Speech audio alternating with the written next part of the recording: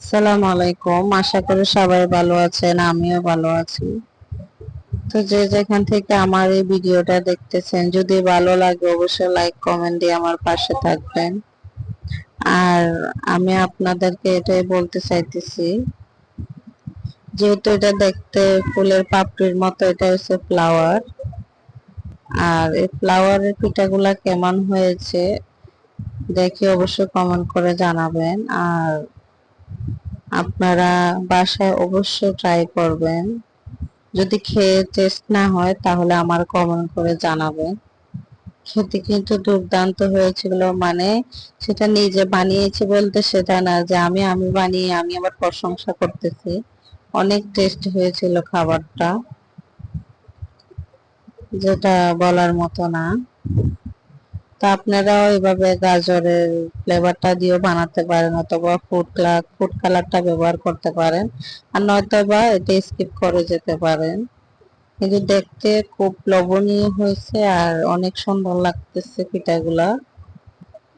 আর দুধের এই ক্ষীরটা বানিয়ে দিয়েছি সুজিটা দিয়ে, এটা অনেক টেস্ট হয়েছে, মানে একটু গাঢ় হয়েছে। তো এখানে সুজির ক্ষীরটা না বানিয়ে আপনারা গায়ে বাদাম, কাজু বাদাম অথবা কাঠবাদামটা ব্লেন্ড করে ক্ষীর বানিয়ে দিতে পারেন, এটাও অনেক স্বাদ লাগে। তো আমার পরিবেশনটা কেমন হয়েছে কমেন্ট করে জানাবেন।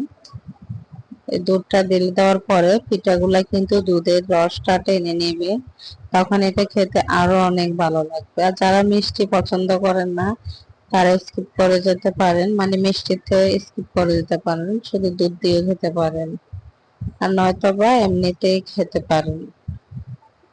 তো কেমন হয়েছে আমার এই পিঠাগুলা অবশ্যই কমেন্ট করে জানাবেন। ভালো লাগলে লাইক কমেন্টে পাশে থাকবেন। ইউটিউব থেকে দেখলে আমার চ্যানেলটা অবশ্যই সাবস্ক্রাইব করে দিবেন। সবাইকে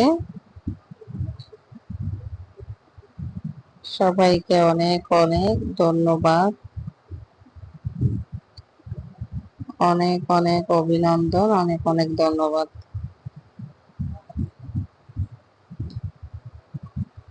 পাশে এইভাবে থাকবেন আমার,